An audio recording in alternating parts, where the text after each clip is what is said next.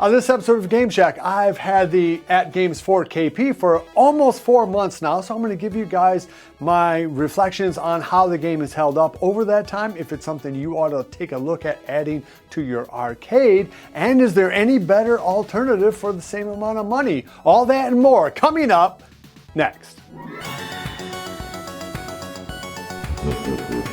Hey everybody, welcome on back into the Game Shack. I'm your host, JDV. Thank you for stopping by. As always, you guys are this channel's primary supporters, so if you can give me a thumbs up on the way out the door, it really does help a small channel like this. Subscribe and hit the notification bell if you do. If you really want to help me out, you can buy me a coffee. That information is down below.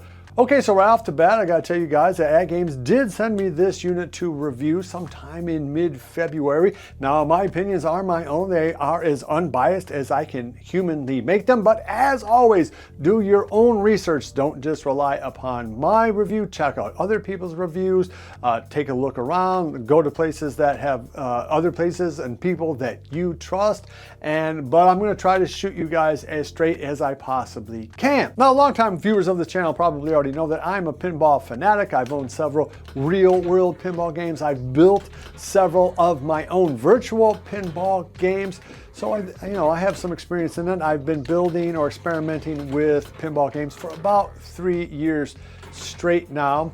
And so I do a lot of research in terms of what's available to buy commercially and the very latest updates for third-party pinball games like VPX and Future Pinball, which to me are the two real alternatives to buying something like the 4KP. In terms of buying an alternative to the 4KP, the reality is that the only thing that you can buy that's even remotely in the same kind of price bracket is the pinball games from Arcade1Up. I believe all three of them are still available if you look around, and those are going for anywhere from $650 to $750.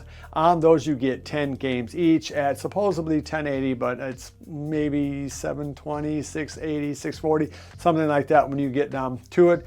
There is a hack that you can get all 30 games on any one table. And that is pretty much where the competition ends. To get up into the next step, sort of like a rig that I have, you can be looking at spending at least $5,000 and realistically probably closer to $8,000. And you'll probably be waiting for months to get that table, and you're still going to have the same problem where you're eventually going to have to learn VPX and Future Pinball, and you're going to have to learn some of how all of those programs interact, because you are going to want to update those games as they come out. So this is realistically the only 4K one-stop solution that you're going to be able to touch for $2,000 or less. If you are a true pinball aficionado, if you do have a big interest in virtual pinball, this really is the only game in town, and it's a really good game. As I said, the hardware on this thing is just fantastic. The buttons, the screens that you get 3 of them, the marquee, just the way it looks, the light up coin door, it's almost all to the good. In fact, in my original view, the only thing that I really asked for is maybe a little strobe flasher in the middle, maybe some LED kind of lights on the side, and I wish that the play buttons on the front lit up. That's about it. Everything else hardware-wise is just about, it's more than you really should expect at this price point. They've done a great job in terms of giving you a capable machine that looks fantastic. But as you probably know, there is some issues in terms of the software, and I'm going to say right off the bat that that is very emblematic of all virtual pinball games. For instance, I just downloaded a brand new version of Addams Family for VPX. By the guy who made the previously best version of Addams Family for VPX. And what you see when you're a kind of a hobbyist in VPX or Future Pinball is you will see these incremental improvements on all of the games. If you wait long enough, almost every single game that has been virtualized, which is something like 1,000, 1,200, something like that total, you will see people gradually making the playfields look better, the bumpers look better, the physics will be improved, or some aspect of the game that wasn't quite right, they'll tweak. So the new version of AtGames Family that's available on VPX right now has a whole bunch of small improvements over the last generation. So that is something that I hope that AtGames does do as we move forward. And I'm beyond just a little bit of flipper lag that you are getting on the Zen table still, which is really the only actual flaw that you're going to have software-wise on here. Everything that I'm kind of want in this is I just want gradual tweaking to the games. I want, maybe a lighting to be improved, like on Twilight Zone. It'd be nice if we had a slightly brighter play field. It'd be nice to be able to control the lighting, just generally speaking. And I've asked for an apron mode on these games, which you still don't have. I do think that an apron mode is coming for all the games eventually, but again, that's something that you have to wait for. But if you're worried about lag in the Zen games, I wouldn't be. I play the absolute mess out of Attack from Mars, Star Trek The Next Generation, and AtGames Family, and the lag now is very minimal. I put up a pretty monstrous score on Star Trek Next Generation. I think I'm number 27, at least I was last time I checked. I almost don't even like to mention it because I do think that people make too much of it, but it is there. So if you have any doubts about that for the Zen games, then maybe wait until that's been sorted out. You don't see that same kind of lag on the Gottlieb and the Zachary and other the original tables like the Natural History Museum pack tables on here. Overall, you're going to get a very, very good experience, particularly if you get the SSF kit.